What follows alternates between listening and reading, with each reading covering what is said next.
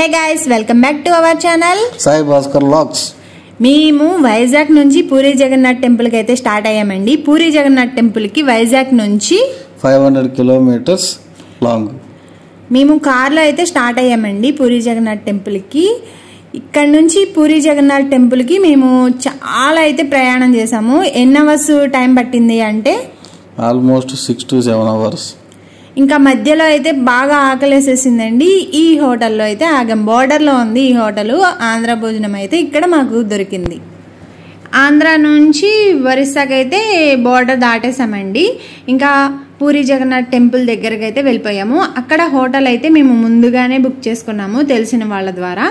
ఇంకా అక్కడికి వెళ్ళాక హోటల్ దొరుకుతుందా లేదా ఆ భాష మనకు అర్థం కాదు అని చెప్పేసి ఇంకా ఈవినింగ్ అయిపోయింది వెళ్ళేసరికి. ఇంకా ఫుడ్ తిందాము అని చెప్పి హోటల్కి అయితే వచ్చామండి. ఇక్కడ వెజ్ బిర్యానీ అయితే ఆర్డర్ పెట్టాము. నా ఫేస్ ఎందుకు అలా ఉంది అంటే ఫస్ట్ టైం కదా ఒరిస్సా ఫుడ్ తినడం, నాకైతే నచ్చలేదు. ఇంకా పెరుగుతో అలా తింటే కాస్త అలా వెళ్ళింది. ఇంకా ఏదో ఎక్స్పెక్ట్ చేసాము, ఏదో అయింది. ఇంకా అలా తినేసేసి రూమ్కి అయితే వెళ్ళిపోయాం. మా హస్బెండ్ కూడా ఇక్కడ ఫుడ్ నచ్చలేదు అని చెప్తున్నారు. మార్నింగ్ రెడీ అయిపోయి నీట్గా రథయాత్రకి బయలుదేరామండి చూడటానికి.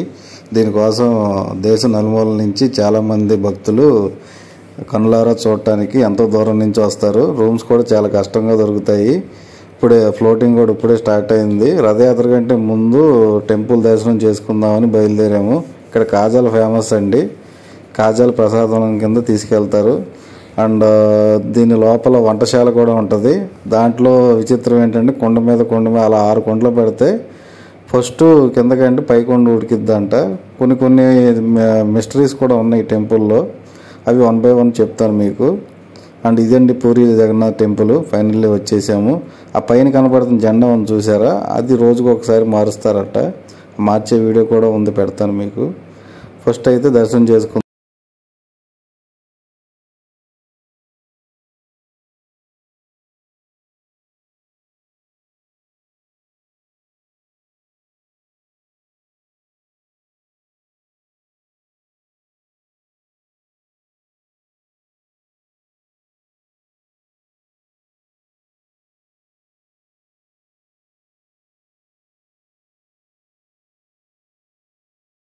ఫోన్ డిపాజిట్ కౌంటర్ ఉంటుందండి. అక్కడ ఫోన్ డిపాజిట్ చేయాలి. ఫోన్ లోపలికి అలౌ చేయరు. సో క్యాష్ కంపల్సరీ క్యారీ చేయాలండి. ఫోన్పేలు అలౌ చేయరు. మేము క్యాష్ తీసుకెళ్ళక నానా తిప్పలు పడ్డాము. ఫోన్ లోపలికి అలౌ చేయకపోవటం వల్ల లోపల ఏం చూపించలేకపోతున్నాను మీకు. సో లోపల మేము దర్శనం అయితే చేసుకున్నాం. కానీ ట్విస్ట్ ఏంటంటే లోపల నిజమైన విగ్రహాలు ఉండవు. అవి గుండీచా టెంపుల్లో ఫస్ట్ రథయాత్రకి వెళ్ళిపోతాయి. రిటర్న్ వచ్చేటప్పుడు మేము వెళ్ళాము చూడటానికి. ఇక్కడ టెంపుల్ని పూలతో బాగా అలంకరిస్తున్నారు రథయాత్ర కోసం. యాక్చువల్గా ఇది కృష్ణుడి గుడి అండి. కృష్ణుడి గుండె ఇక్కడ ఉందని చెప్పి ఇక్కడ భక్తులందరూ నమ్ముతారు. సో ఎవ్రీ 11 yearsకి ఒకసారి ఈ విగ్రహాలు చేసే ఒక చెక్క కలప ఒకటి పూజారులు ఒక చెట్టుని సెలెక్ట్ చేసి అక్కడి నుంచి తీసుకొచ్చి ఆ గుండె కూడా మార్చి నూతన విగ్రహాలు ప్రతిష్ఠిస్తారంట. ఎవ్రీ 11 or 10 yearsకు అలాగా ఏదో ఒక స్టోరీ అయితే ఉంది ఇక్కడ. అండ్ ఇంకోటి ఇప్పుడే రథయాత్ర స్టార్ట్ అవబోతుంది 1 hourలో. ఇక్కడ ఇంకోటి విషయం ఏంటంటే అన్ని దేవాలయాల్లో ఊరేగింపుకి ఉత్సవ విగ్రహాలని తీసుకొస్తారు. ఇక్కడ స్పెషాలిటీ ఏంటంటే రియల్ విగ్రహాలు ఏదైతే గర్భగుడిలో ఉన్న ముగ్గురు, అంటే చెల్లెలు, బలరాముడు, కృష్ణుడు ముగ్గురు విగ్రహాలని యాజ్ ఇట్ ఈజ్ తీసుకొచ్చి రథయాత్రలో పెట్టి ఊరేగిస్తారు. ఇక్కడ ఆ అద్భుతం చూడటానికి చాలామంది రథయాత్రకి కొన్ని లక్షల మంది వస్తారు. ఇక మేము ఫుడ్ తినడానికి వచ్చాము హోటల్లో. ఇక్కడ ఒరిస్సా ఫుడ్ ఎలాగో ఉంటుందో మీకు ఆల్రెడీ ఐడియా ఉంటుంటుంది. సో అలాగే తినలేక తింటున్నాము. మీరు పూరి జగన్నాథ్ టెంపుల్కి వెళ్తే మాత్రం ఫుడ్ అయితే క్యారీ చేసుకోండి. ఎందుకంటే నిజంగానే ఫుడ్ అయితే బాగోలేదండి. ఇక్కడ నుంచి అయితే రథయాత్ర అయితే స్టార్ట్ అయిపోయింది. 3 రథాల దగ్గరికి అయితే మేము చేరుకున్నాము. 3 రథాల దగ్గరికి వెళ్ళడానికి అసలు ఎంతమంది జనాన్ని దాటుకున్నామంటే ఇక్కడ చూస్తున్నారు కదా క్రౌడ్ ఎలా ఉందో. చాలా మంది అయితే వచ్చారండి. ఇది ఓన్లీ మార్నింగే. ఈవినింగ్కి రథయాత్ర స్టార్ట్ అవుతుంది.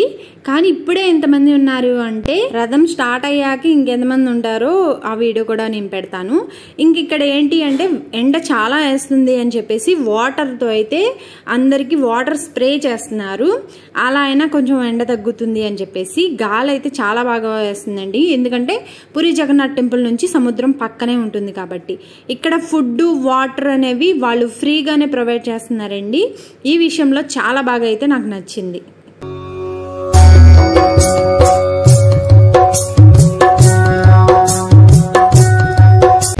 ఇక్కడ ఎండలో అలసిపోకుండా వారస్, తర్వాత ఫుడ్, తర్వాత ఇవన్నీ వాటర్ ప్యాకెట్లు అవన్నీ బాగా సర్వ్ చేస్తున్నారండి. గవర్నమెంట్ అయితే ఇనిషియేషన్ బాగా తీసుకుంది ఈ రథయాత్రకి. సో మేమైతే వారస్ తాగుతా ఎండలో అలా ఎదురు చూస్తున్నాం రథయాత్ర ఎప్పుడు స్టార్ట్ అవుద్దా అని చెప్పి. ఈలోపు ఒక చిన్న రథయాత్ర వచ్చింది, పిల్లలు తీసుకుని వస్తున్నారు. సో ఇక్కడ ఇదొక ఆచారం అనుకుంటా, చిన్న చిన్న రథాలు కూడా వస్తున్నాయి. సో మేము దాన్ని చూసి చిన్న వీడియో తీసాము. సో అది అసలైన రథాల దగ్గరికి వచ్చాము. ఇక్కడ క్రౌడ్ అయితే ఫుల్గా ఉంది. మ్యాక్సిమం ట్రై చేసాము. తర్వాత ఈ రథయాత్ర స్టార్ట్ అవుతుంది టైం పట్టిద్ది అనుకుని ఇంక రూమ్కి వెళ్ళిపోయినాక ఈవినింగ్ వచ్చాము. అలాగా ఈవినింగ్ వస్తే అక్కడ ఒక మనిషి ఎక్కి గుడి పైన ఆ జెండాని మారుస్తున్నాడు. ఆ వీడియో తీసాము నీట్గా. ఇక్కడ జనాలు కూడా చాలామంది ఆ వీడియోలు తీస్తున్నారు ఆ జెండా మారటం చూసి. సో ఆ జెండా అనేది స్పెషాలిటీ ఏంటంటే మనం ఏదైతే డైరెక్షన్ విండ్ డైరెక్షన్కి ఆపోజిట్లో ఎగురుద్దంట. ఎవ్రీడే ఈవినింగ్ టైంకి ఈ జెండా అయితే మారుస్తారు అంటండి. ఇదైతే మేము ఫస్ట్ టైం చూస్తున్నాం, చాలా థ్రిల్లింగ్గా అయితే అనిపించింది. ఇంకా రథాల కోసం అయితే వెయిట్ చేస్తున్నాము. మేము ఇక్కడ నుంచి రథాల దగ్గరికి అయితే బయలుదేరిపోయాము. అక్కడికి వెళ్ళాక చూపిస్తాం. కాకపోతే వచ్చే టైంకి ఈ కర్రలు కట్టేసి ఉన్నాయి ఎక్కడికక్కడ, లోపలికి ఎంటర్ అవుతానికి లేకుండా. సో ఎలాగోలా గుడి లోపలికి ఎంటర్ అయ్యి అక్కడి నుంచి రథాల దగ్గరగా చూద్దామని చెప్పి చాలా అదిగో ఇంతకుముందు ఎల్లో ఫ్లాగ్ ఉండేది, ఇప్పుడు చూడండి వైట్ కలర్ ఫ్లాగ్. సో అక్కడ మనిషి దాన్ని మారుస్తున్నాడు పైకి ఎక్కి. చూసారా చాలా హైట్లో ఉంటుంది అది. సో దాని కింద ఐరన్ ఉంటుందండి, కొన్ని టన్స్ ఆఫ్ ఐరన్. ఈ టెక్నాలజీ ఆ రోజుల్లో బాగా యూజ్ చేశారు. ఈ రథయాత్ర చూడడానికి మేమైతే చాలా చాలా అడ్డంకులను అయితే దాటుకుని అయితే వచ్చామండి. ఎందుకంటే మేము రూమ్కి వెళ్ళిపోయామని చెప్పాం కదా, రూమ్ నుంచి వచ్చేసరికి మొత్తం కర్రలు కట్టేసి లోపలికి జనాన్ని అలౌ చేయలేదండి. ఆల్రెడీ లోపల చాలా మంది జనం ఉన్నారని చెప్పేసి ఎలాగైతే చాలా చాలా అడ్డంకులను దాటుకుని అయితే ముందుకు వచ్చాము. ఫస్ట్ అయితే సుభద్రాదేవి రథం అయితే వచ్చింది. సెకండ్ బలరాముని రథం అయితే వచ్చిందండి. లాస్ట్లో పూరి జగన్నాథ స్వామి రథం అయితే వచ్చింది. సుభద్రాదేవి రథం వచ్చేసి ఎల్లో కలర్లో, బలరాముని రథం వచ్చేసి పచ్చ కలర్లో, అలాగే పూరి జగన్నాథ స్వామి రథం వచ్చేసి బ్లాక్ కలర్లో ఉంటుందండి. ఇక్కడ జనాలు రథం లాగడానికి చాలా చాలా ఆతృతగా ఎదురు చూస్తున్నారు. మేము కూడా రథం లాగాలి అని చెప్పేసి అయితే వెళ్ళామండి. ఆ రథము కొంత దూరం లాగినా చాలు, చాలా మంచిది అని చెప్పేసి నేను విన్నాను. అందుకని ఆ రథం లాగడానికి అయితే మేము వెళ్దామని చాలా బలంగా అయితే అనుకుని వచ్చామండి. ఫైనల్గా రథాలన్నీ వచ్చేసినాయి. మేము రథం లాగే క్లిప్ చిన్నది ఒకటి ఉందండి, అది మిస్ అయిపోయింది. ఇంకా ఈ రథం లాగేసి ఇంకా మేమైతే రూమ్కి అయితే వెళ్ళిపోయామండి. కానీ ఇంకొక విషయం ఏంటి అంటే రథము లాగే టైంకి వెళ్తే ఫుల్ క్రౌడ్ ఉంటుంది, అది నిజమే. కానీ లోపల ఏవైతే విగ్రహాలు ఉన్నాయో వాటిని మనము ఇక్కడ గంటల కొద్దీ దగ్గర నుంచి చూడొచ్చు. అదే టెంపుల్ లోపలికి వెళ్తే అలా వెళ్ళి ఇలా చూసి వచ్చేయచ్చు. సో రథం లాగే టైంకి వెళ్తే బెనిఫిట్ ఇది అనమాట. కానీ చాలా మంది జనం ఉంటారు, పిల్లలు వాళ్ళు ఉంటే చూసుకుని వెళ్ళండి. ఇంకా మా పూరి జగన్నాథ స్వామి టూర్ అయితే ఇక్కడితో కంప్లీట్ అయిందండి. మార్నింగ్ ఇంకా మేము ఇక్కడ నుంచి కోనార్క్ సన్ టెంపుల్కి వెళ్ళాము. ఆ వీడియో నెక్స్ట్ వస్తుంది. మీరైతే ఇప్పుడు ఏం చేయాలో తెలుసు కదండి, లైక్ చేయండి, షేర్ చేయండి, సబ్స్క్రైబ్ బటన్ మాత్రం నొక్కడం మర్చిపోకండి. మంచి మంచి వీడియోస్ ఇంకా వస్తూ ఉంటాయి.